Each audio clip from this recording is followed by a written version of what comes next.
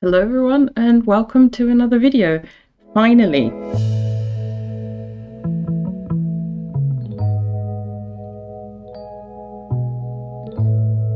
After a really long time, once again, of not filming, I feel like I just have to accept that this happens every year around as soon as it starts to get warmer. I just don't feel like filming anymore because it's just, I hate the heat. I hate it so much. I've said this before, so we're not going to linger on that. But I am back with another video. So, because I haven't filmed in a really long time, it does mean I have a lot of finished objects, new cast-ons, progress on old whips and things, but I'm not going to do it all in one video. Even though I know there are some people who watch my videos who would absolutely love that, I know that filming all of that and then editing it will just mean I don't get it up at any time soon.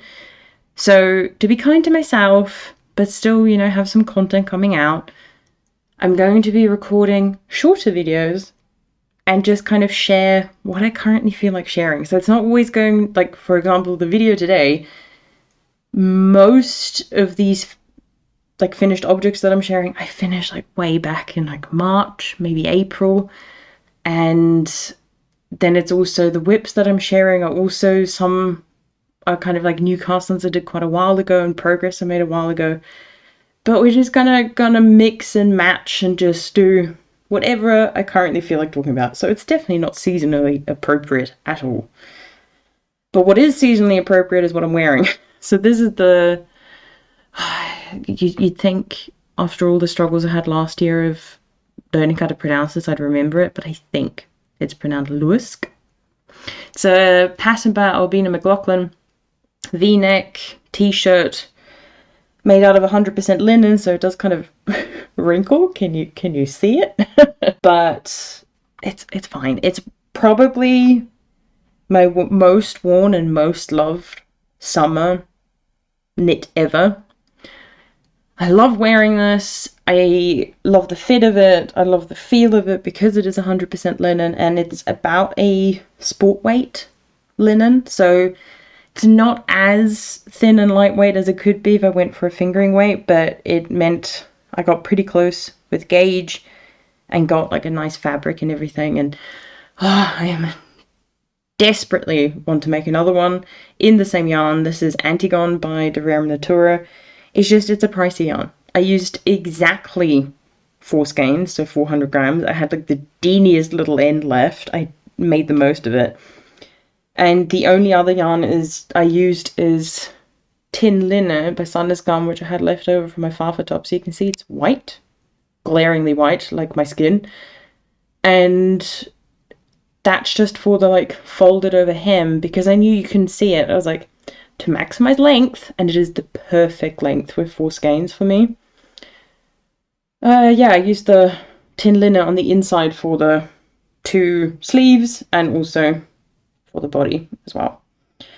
And yeah, love it, love it, love it, and love wearing it in summer because it's the only thing that sometimes keeps me saying I hate summer. I said I wouldn't talk about it. Moving on. So, what knitting do I want to talk about today? Let's start with one you've never seen before, because that's a great place to start. So this is one I think I started at some point early spring and finished within 2 days. This is one of my Make 9 projects, and yes, you heard me right, I am doing a Make 9 this year. Have I shared the video? No. Will I? Probably still will because I've filmed it. I just need to edit it. Anyway, so one of the projects on there, which I've now finished, though I haven't woven in the ends, is the Strata. Just confirming that is the correct name. Yes, it is. So it's a hat, if you couldn't tell. And this is from the worsted book that Aimée of La Bien-Aimée did with Liner, wasn't it? Yeah, it was Liner. And I got that book for Christmas when it came out. My mum bought it for me, And when there was then like one of Amy's, like La Bien Aimées, I should say, birthday sale, I got the actual yarn that was used for this hat, which is Corrie worsted, and I got it in 4 colours: the green, the orange, the blue, and the kind of like lilac colour. Yeah, 4. So it wasn't cheap, because La Bien Aimée yarn is expensive. I understand why, it's fine, that's the way it is, but I really wanted to make at least one project from that book with the actual yarn. So the beauty with this hat, because you use 4 colours, which makes it expensive, but there's a lot of yarn left at the end. So I barely used any of the 4 colours. So I have a load of yarn left, which means I can then now use that yarn in any way I see fit. And in my head, I'm like, oh, well, I got the hat, and now everything else is just like an added bonus, which I guess it sort of is, but, you know, it would have been cheaper just to buy one skein and just make a single coloured hat, but it's fine. With the birthday sale, it was a bit more affordable, and I've had this in my stash since, I think, when I was still living in Germany, so it's been a little while. And yeah, haven't woven in the ends, haven't blocked it, because I finished it and then I was like, ugh, it's too warm. And by too warm, I think it was like 15, 16 degrees. I like it cold. And yeah, super quick, easy knit. So you only, oh, you're seeing the beginning of round, so it's not jogless, but whatever. Really easy color work, so a great kind of beginner color work project. And I can't say much about the fit, and I am not putting it on. I am so sorry. At some point in the future, I might, you know, put it on in a video, but I cannot bear putting this on. But feel-wise, it's rustic. But I love it. It is a really nice yarn, and having a jumper in this yarn, incredible. I would, oh, this green is probably my favorite. I love green, but you have to be a fan of something a bit more woolly and grippy. But yeah, so that's something that I've wanted to talk about for a while, but haven't been filming. So that was one of my make 9s, which actually is done, which feels nice because I think last year I did none of my make 9s. Then a project I've shown off before, but I haven't woven in the ends and I haven't blocked it, so they look funny. And it is the Bear Paw Socks by Andrea Mary.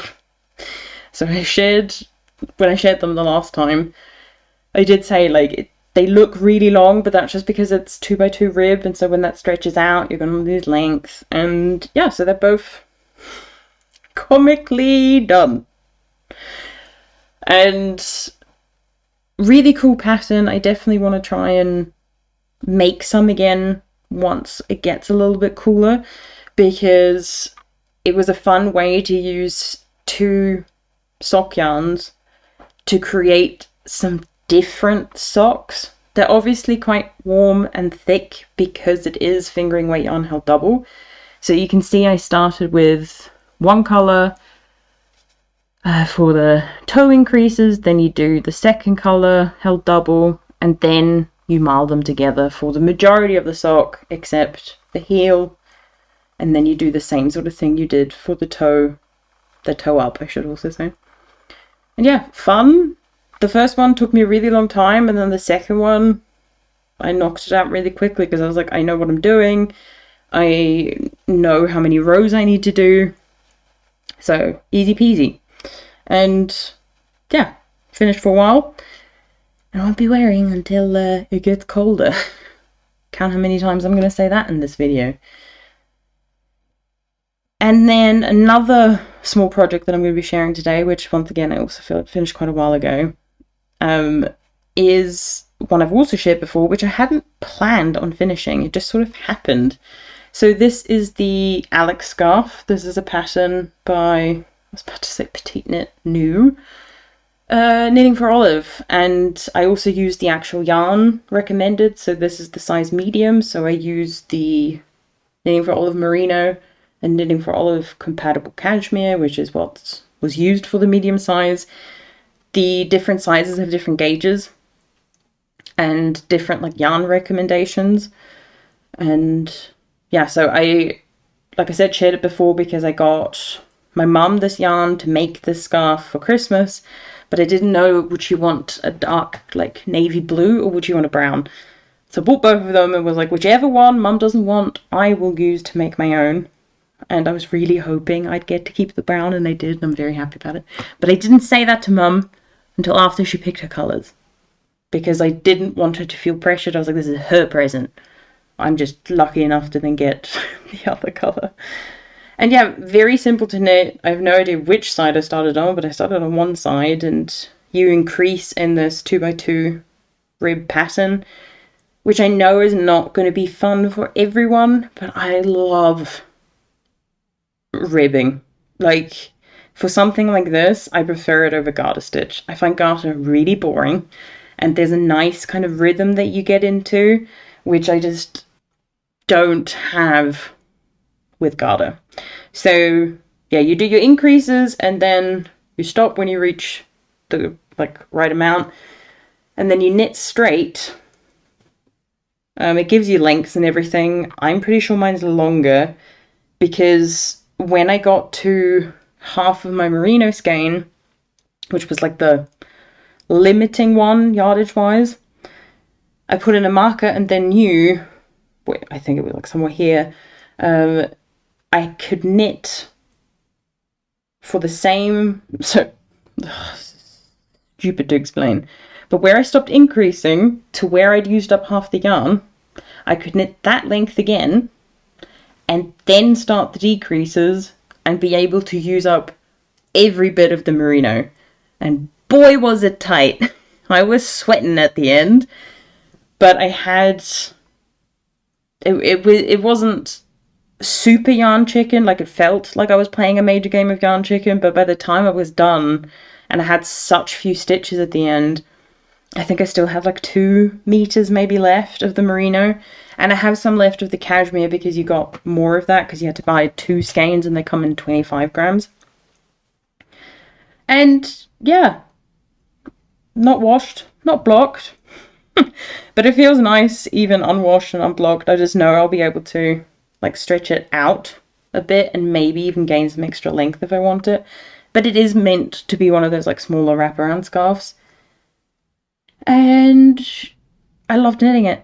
And the reason I managed to get it done is because I got back to Austria and ended up doing quite a bit of like commuting into Vienna and things like that. And this was sort of like my travel project. And so it ended up getting done really quickly. And then I think at one point I also was just like, I'd got back from being on the train where I was knitting on this, and I was like, I don't want to stop just because I'm home. And so I think I ended up just finishing it one evening because I was enjoying it so much. So yeah, definitely want to make that again. I think it's a really nice pattern for presents, and I know it's the same sort of like style of thing as like the Sophie scarf shawl. I never remember which one the smaller one is. But like I said, not a real big fan of garter stitch. Way prefer 2x2 ribbing. And yeah, I want to make a lot more. Because it also doesn't have to use a lot of yarn. And you could do it with mohair. This size especially is just a fingering weight with some kind of a lace weight. Easy. So that's all the finished objects I'm sharing today. Like I said, I'm trying to keep it short. Then some things that I've been working on since my last video. First of all, what I've been trying to do every month this year is work kind of exclusively on one of my blankets. So I don't have 12 blankets. I think I do now have 12 blankets on the go. But at the beginning of the year, I didn't have 12 blankets cast on. And so I made myself a little list of what blanket I'd focus on for each month, just so I can cycle through them, work a little bit on each one, and yeah, just make a little bit of progress, because otherwise I'm never going to finish any of these blankets. So I'm still trying to finish the Battenberg blanket by the end of the year, and that one's kind of always on the go, but I've had a couple of months where I've chosen to work exclusively on that one and not any other blankets. But one that I worked on earlier this year, where I got a decent amount done in the month I was focusing on it, and that is the Rauma blanket that I've shared before. So it's garter stitch, yay, even though I just said I don't really like knitting it all that much, and I don't, and this is why this has been a bit of a slog, and this is more of a project for me that I'm knitting because I can't wait for the finished blanket because I think it's gorgeous. So this is what it looks like. So like I said, garter stitch in a main neutral colour, which I've got attached, and then you've got these 3 stripes always of contrast colours. So I have a load of contrast colours that I'm working through. This is one of the like kits from the actual like pattern. So they've got 2 different like colorways. I think one is more dark and like moody and one's a bit more bright, and I think I've gone for the brighter one. And yeah, last time, I do have a mark in here, last time I just finished up with my second color, and what I did in the month when I was working on it is essentially double what I already have. So I did 2 more contrast colors and obviously like the main color in between. So it's not a load of progress. I don't think I've ever had that problem before, have I? Project and progress. It's not a lot of progress, but it is more than I had. And that's sort of what I was aiming for with kind of alternating between all my different blankets, to just make some progress. Because it's a decent number of stitches and it's going to just take a while, but you know, progress has been made and that makes me happy. The yarn I'm using is the recommended yarn, which is Rauma Finull, which is like a heavy fingering sport weight yarn, and it is warm. So this is why I worked on this blanket like earlier in the year when it wasn't like this warm. Because just touching it is like, I do love the feel of it, even though it is very warm in the room. It's still, it's a woolly yarn, but I do love it. I just don't want to be hugging it right now because it's hot. Did I mention it was hot? I think I mentioned it, but maybe I should mention it again. Then another project that you've seen before is the Maple Scarf by Marie Wallen, but I did mention when I've shared it before that I'm not sure if it's gonna be a scarf. It all depends on how much yarn I have, because I am using only scraps. And so when I run out of one colour, I'm then going to decide, do I want to replace that colour with another scrap?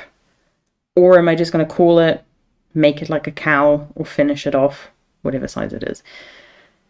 And I did not leave a marker in here, but I think I remember where it was. So, it's still not a lot, but I think I was halfway through like this motif here, so I think I was here last time. And I've now finished the chart repeat. So this is one chart repeat. And I have to say, I love this bottom one. Like the colours and everything, I think that looks beautiful. And then everything else I'm a bit like, meh. But I do think I'm going to keep going. It might just be that even before I run out of yarn, I might change my mind about some of these colours and just switch some of them out. But the problem is I'm not even entirely sure about which ones I'm not a fan of. All I know is this bottom one, beautiful. All the other ones, I don't know. But it's not hard to knit because you're only ever using 2 colours in one row because it's colour work. But it is a lot of changing colours and things like that. And because it is knit in the round, you don't have to weave in your ends, but I will have to kind of like secure them somehow, so I'll probably do what I did for my embrace cowl and sort of like braid them together, but it is just frustrating to constantly have to change colour. And the chart also isn't the easiest to read because it doesn't have colours, because that would be really confusing if you want to use different colours, but it does have symbols, and so then you have to remember what the symbols mean, and then the key for the chart says the colour names of the recommended yarn. So I've had to make my own little spreadsheet where I've put, if they say chestnut, I'm using this yarn. And so it's just a lot of constantly checking. So within one motif, it's kind of okay, especially because it's always mirrored. So you can hopefully see like that side's the same as this side. So once you've done one half of a motif, the second half's much easier. But it's still a lot of work and it's tricky. And I just haven't been in the mood for something that's that demanding, but I have been trying to pick it up more often. That's why I've been able to finish that first repeat, because I didn't just want it to sit at like half a repeat done. So it's one repeat done. So let's see if I can knock out another one soon. And then the rest of the things I'm going to show today are new. So there you go. Let's start with this one. So this is another Make 9 project where I haven't gotten very far because once again, can you guess? I started it and then it got hot. And then I didn't want to knit on anything woolly anymore. So this is going to be, look at this tiny little bit of progress, but this is going to be the hood, which is a pattern that I've had, I think, since 2020, 2021 when it came out. It is a collection of patterns specifically designed for Nutiden.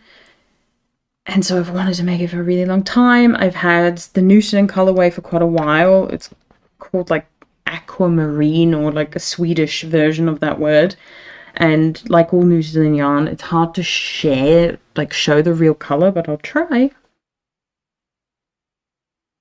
There are different shades of like kind of an aqua color, like an aquamarine, sort of blue leaning, green leaning, then some lighter tones. It's a gorgeous color, and the mohair I've decided to pair with it is from Knitting for Olive in Dusty Aqua, because it's close enough. It's more blue, so the whole fabric is leaning a little bit more blue, whereas the Nutiden is a little bit more kind of in the green leaning side of Aqua. But yeah, so it's worked flat at the beginning instead of doing short rows. You work the whole thing flat, then you join it in the round, and then it's kind of just a raglan jumper, and then later on you add the hood to it. And I've wanted, like I said, to make it for a really long time and just never started, mainly because I think, I don't know, my gut tells me that the yardage estimations are off. So I have 300 grams of the Nutiden yarn, which should be enough for the size that I'm making. But the estimates for the mohair, I think, are the same. So they're saying you also need 300 grams of the mohair, or maybe even more. I can't remember exactly. And I was like, that's a lot of yardage. And based on other Nutiden, like paired with mohair projects I've done, I was like, I don't think I'm going to need that many. So I can't even remember how many I have now. 1, 2, 3, 4. I have 5. Yeah. I have 5 skeins instead of the what? 4 and 100 grams. So the 12 that were estimated, I've got less than half. And I'm just going to see how I go. If it ends up being I need to buy more Knitting for Olive, mohair is quite easy to get. Yes, it will be a different dye lot, but I think I already have 2 or 3 different dye lots in here, because I bought like 2 skeins and then was like, is it the right color? Yes, I like it. Did a swatch.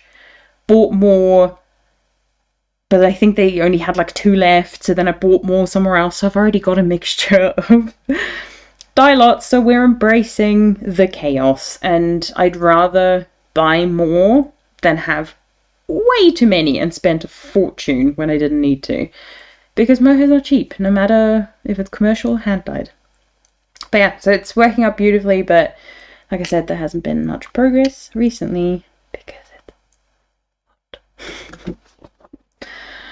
I know you're going to be sick of hearing it, but it is the truth.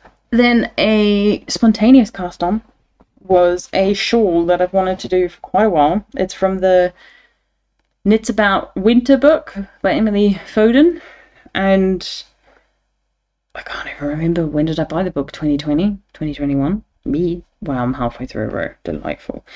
And this pattern's called the Snowdrift Shawl. I fell in love with it as soon as I saw it in the book, but have kind of hesitated casting it on because I didn't know what yarn to use. So they do kind of say, like, you can use mini skeins of mohair or you can just use mohair scraps, but at that time I didn't really have any mohair scraps because I hadn't been knitting for that long, and especially not with mohair. So I left it and was like, oh, I'll get to it eventually. And then I just had this moment earlier this year where I was like, I want to do it. I want to start this. And I did. So, like I said, I'm halfway through a row. Please ignore that. But this is how far I am. Not extremely much progress. It's not a lot of progress.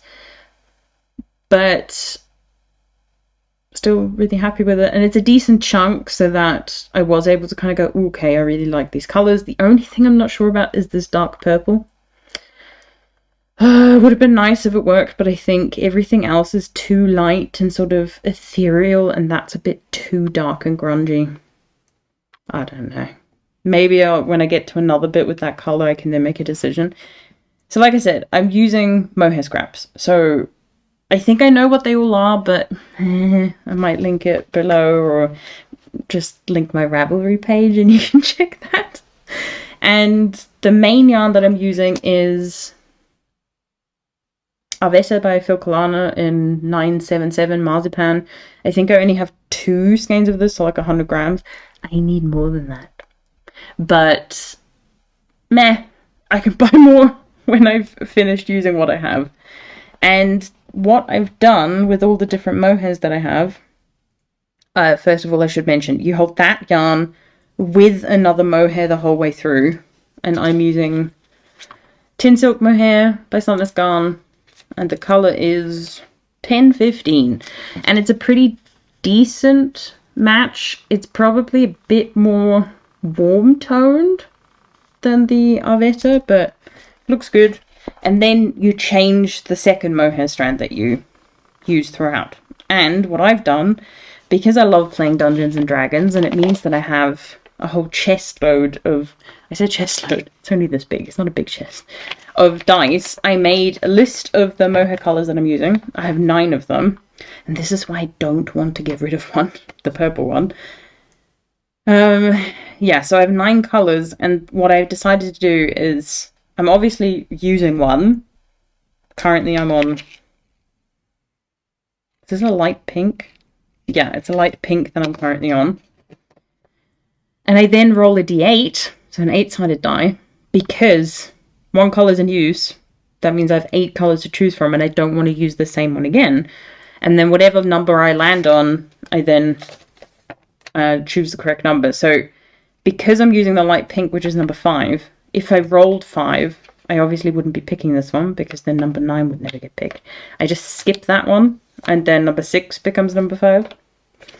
That's how I'm doing it, and it's fun because I like rolling my dice, and that's also how I got through a decent chunk for me when I started this, because I'm also rolling a d6, so a normal 6-sided die, to determine how many like garter bumps I'm doing in each color, so that's 2 rows. So that it's completely random. I don't have to think about like, ooh, what color should I use next? And how many rows? What will look good? I'm like, nope, just letting the fates decide how it's gonna look. It's not up to me. So that was quite nice to work on because it's quite a simple pattern. You've just got, it's garter stitch, so it's easy, but it has those slip stitches, and that just makes it a little bit easier for me to knit because I don't get bored of it, because it's got a bit of something different. Then 2 blankets. This is why I corrected myself when I said I don't have 12 blankets on the go, because I think I'm almost there now.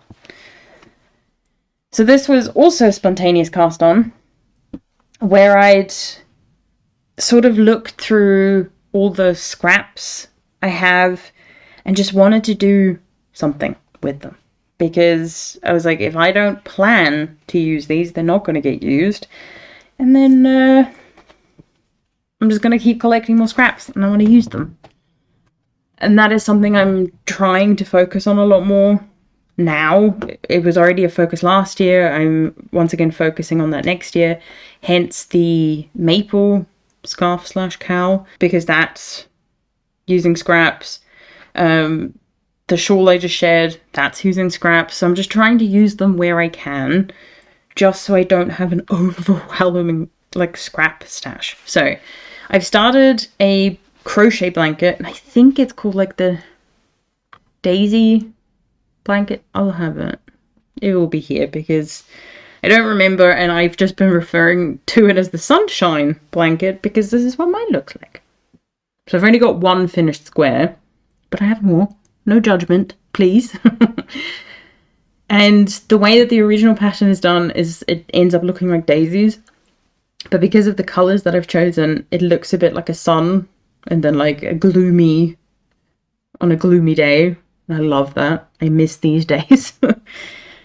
So the yarn that I'm using is, like I said, it's scraps, and I have extra skeins of all these scraps. So the yellow is a cotton, just a fingering weight cotton from Stoff und Stil, which is now self-made, where I made some kind of a summer top, like when I first started knitting in 2019, and I still have some skeins left and have some scraps left.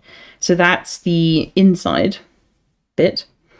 I'm holding a double, and same thing for this orange, which is just some cotton, like crochet kind of mercerized cotton that my grandma gave me from when she used to like knit and crochet and everything.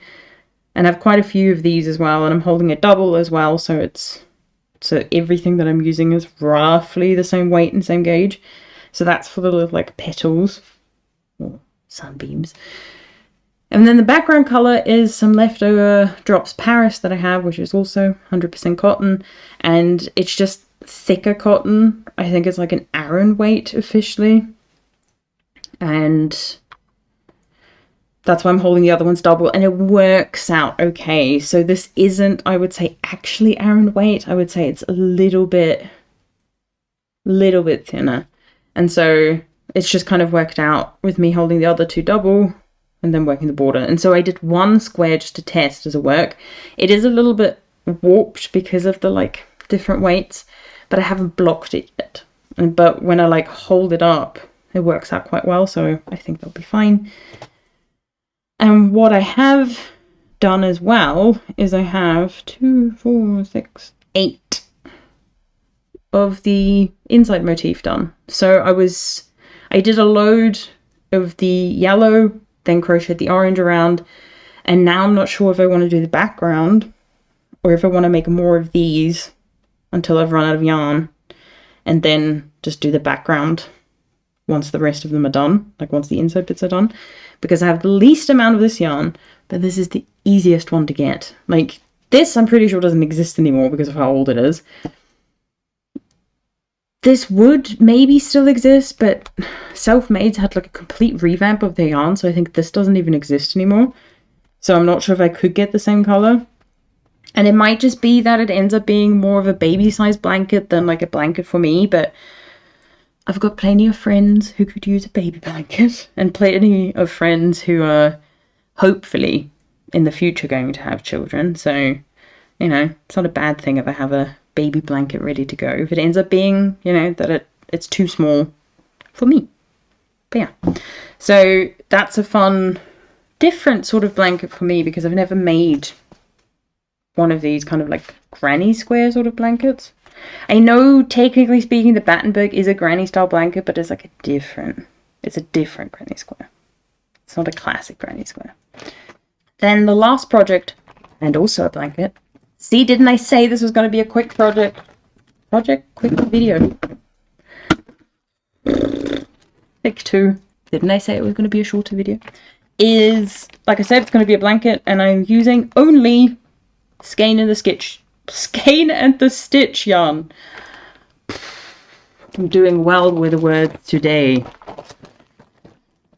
So because I've done a few sample knits for Jess, I have quite a bit of scraps of her yarn, once again, this is why this idea kind of came about, because I had, you can see all the mini skeins actually. That's all the Advent yarn from last year, her Hobbit Advent, and because I made, I think it's called the Scrappy Stripe Sweater, I didn't need a load of each colour. For most of them, I think I have almost 10 grams left.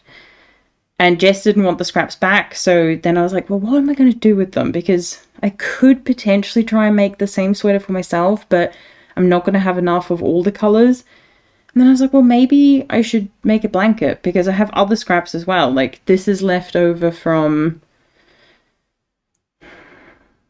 the pressed flowers pullover. This is left over from the Alaska that I made. And I also have just some single skeins. This is the other colour I used for the pressed flowers.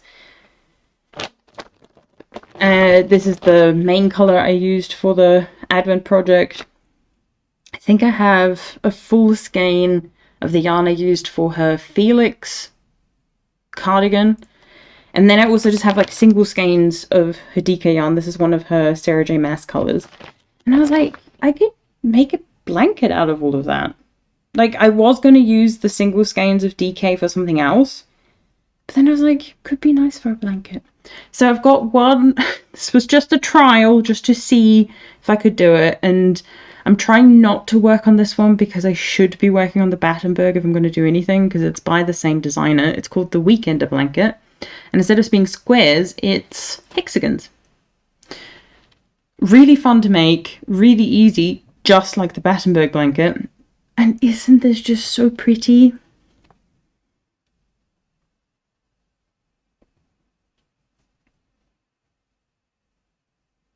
I love how it looks.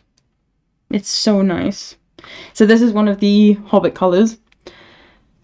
And yeah, it will be a fun little thing to work on. I like the fact that I have all these like leftover mini skeins, because it means I won't have to make, like with a full skein, we're talking about a lot of hexagons to be made from one skein.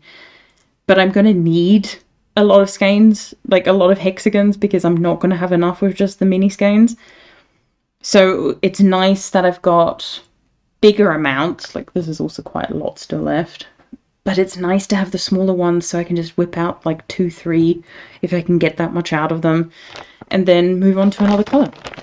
So I do want to work on this one desperately. But like I said, if I'm making squares, not that this is a square, but if I'm gonna be making this kind of like a crochet thing, it should be my Battenberg. If it's not my Battenberg, I should more focus on the sunshine blanket that I made. But I did want to share it because it's something that I'll probably just work on in the like background and then not share until I've like maybe started putting it together. You can join as you go, but I'm gonna not do that. I'm gonna make all my hexagons and then lay it out roughly and see how I want to join them together, because I'm gonna have a load of squares of some colors because I have a lot more yarn. So taking the stress away of trying to figure out which color to join next, I'm like, I'm just going to enjoy making the hexagons. The hair has gone up. It's too hot. I'm sorry, I said I wasn't going to talk about it anymore, but it had to go up. Which kind of makes me feel like we're getting really serious now if the hair's gone up. Because that's just something from like books. I remember from being a kid, like you put your hair up and it's like serious time. You need to concentrate and think. So time to get serious. We're talking about spinning. So spinning, my love for it has not died down. There was a little while for about like a month and a half where I wasn't spinning a lot because my parents came to visit, and so just there wasn't really the time or the space, not really physical space, more like, you know, mental space to sit down in front of my wheel and spin. It was just easier just to sit down and knit. And my wheel can also be a bit squeaky, and so I'm like, if my parents are, you know, trying to relax watching TV and then you just hear this you don't want to hear it. So some of the things that I have spun up. First of all, I love this one so much.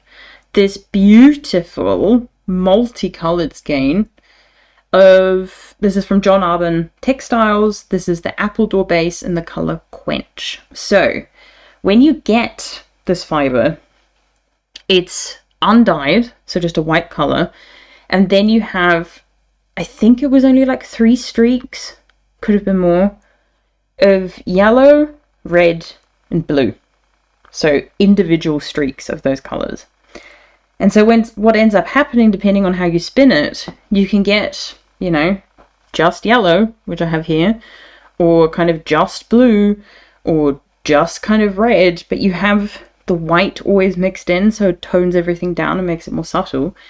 But what ends up happening when you mix a couple of the colors, you get, well, the combination of those 2 colors. So if you look closely at the like different plies, you can see that there's blue and there's yellow, but you look at it a little further away and it's green. So I've got green, I've got purple. Have I got anything else in here? What other colors? I didn't really, I guess this is sort of orange. But yeah, so I've got blue, I've got yellow, I've got red from the original. Then I've got green, I've got purple, and I've got orange. And yeah, it's just a fun little mixture. I did a 3-ply. I decided to chain ply it to keep the colors together as I spun them. And it's about a worsted weight. So it's quite a puffy sort of yarn. Though, to be honest, like I did feel like I would have overspun it just a little bit, because this was still when I was quite new to spinning. And so it is quite dense, but I think it'll be fine. It'll be interesting actually to knit with it. But I'm not sure what I'm going to do with it yet. I do think it's probably going to be, ideally I'd like to use it for a colourwork project as like a contrast colour. Yeah. So there's that one. Then I had some more John Arbon textile fibre, but this was their Knits by Number merino base that they were discontinuing and still are discontinuing. There's still some fibre on their website. I have seen it recently. And I think this is 100% Falkland merino, and they've now switched to like 50% BFL, 50% Falkland merino. And so I got this fibre cheaper. I got 100 grams of it, and I've spun up 50 into this little skein. I did a 3-ply as well for this, and apparently I don't know what weight it is, but to be honest, it's thinner than the other one. This is maybe a heavy fingering to a sport weight, and it is beautiful. It was quite easy to spin, even though it's 100% merino, which, well, I have actually worked with 100% merino before. It was kind of like the first fibre I worked with, so maybe that's why it felt nice to get back to. And it's relatively consistent. There are a few places, like here, for example, where it's a little bit thicker. But for the most part, consistent, well plied, not overspun, not overplied, and no idea what I'm going to do with it. But I wanted to spin up only 50 grams of it because I think this is going to be used, I think it's going to be used once again as like a contrast color, but not as like the only contrast color. I think it's if I want to do something with a variety of different colors, that this would be one of the ones I'd use. And I just didn't want to immediately spin up all 100 grams of it because I might want to spin the other one either thinner or thicker. Don't know. But yeah, so I still have, I'm pretty sure 50 grams of that left. And then the last thing I've been working on, which kind of got put on a hold after I finished this little skein. So I have 40-ish grams here. And I was sort of like sampling and working on my first sweater spin. So I've got a kilo of 100% New Zealand wool. No idea what breed, but that's how it was sold. And I'm like, that sounds nice. It's quite rustic, which I was expecting, because New Zealand can get cold. And I wanted to do a 4-ply to get a really nice round yarn at about a worsted weight is what I was aiming for, to make a cabled sweater, like the Billy by Sari Nordland, for example. Now this fibre was surprisingly hard to spin. So you can obviously might be able to see it's overspun. Like, this is not going to work the way it is right now. It's approaching ropiness. That's how overspun and tight it kind of is. And like I said, I have plenty of this, so I just need to have a think. Do I want to go down to a 3-ply? Do I want to stick with the 4-ply? I've also... My Lazy Kate only has 3 like spaces for bobbins, which meant what I ended up doing is I used 2 bobbins instead of 4, and I chain plied one of the bobbins and then just carried another strand with it to make a 4-ply. Would not recommend, or at least not if you've never done it before, because it was just really hard when it came to plying to get it consistent, because you're trying to do one thing with one of the strands and then just try and kind of like drag in the other one, and I think that's where a lot of my problems came, but I think my singles were already a problem. I've now fashioned my own Lazy Kate with 4 bobbins because I'm trying to make a 4-ply DK weight sort of sock yarn, and so now I have a home fashioned Lazy Kate with 4 bobbins can fit in, and so I'm gonna have another go at this, but I'll probably use less fibre. I was just so confident going into this, and if I need more of this, I can get more fibre from the website that I got it from. It's from Germany. And yeah, so I'm not sure what I'm going to do with this, but whatever I end up doing with the rest of the fibre, I'm going to attempt to do the same thing again, but not spin it as much, so be a bit looser with it, and we'll see how that goes. But not successful, but also not like horrendously bad. Like, I can still find a use for it. Potentially, actually, I could use it for socks because it's almost ropey. I just don't know how comfortable that would be on my feet. But it would be relatively sturdy and quite warm, I imagine. But yeah, so that's kind of just some of the things I've been working on since I last filmed, and there's a lot more, which I already mentioned, to share. And just hoping that, like I said, by keeping these shorter, I can then get videos out a little bit more often and stick to a little bit of a routine. Because once any of you who also, record videos, whether it's for knitting or anything else, you might know that once you get out of a rhythm, you get a backlog of stuff that you want to talk about, and then it just gets harder and harder to film again. Because you know how you have to figure out, how am I going to share all of this? Am I going to do like a bumper episode? Am I going to just kind of sprinkle it in whenever I feel like it? And I did think about, like, I could just share what I've been working on currently, and every now and then just include an old finished object. But I kind of just wanted to share some of, like, the older things first, but it's not in a perfect order of when I started things and finished things and all of that. But yes. I will talk about the weather once more. Please forgive me. I cannot wait for it to cool down. The only problem is where I live, like, there's been a lot of places in Austria and Europe in general that have had, not the greatest summer because of, like, storms and things.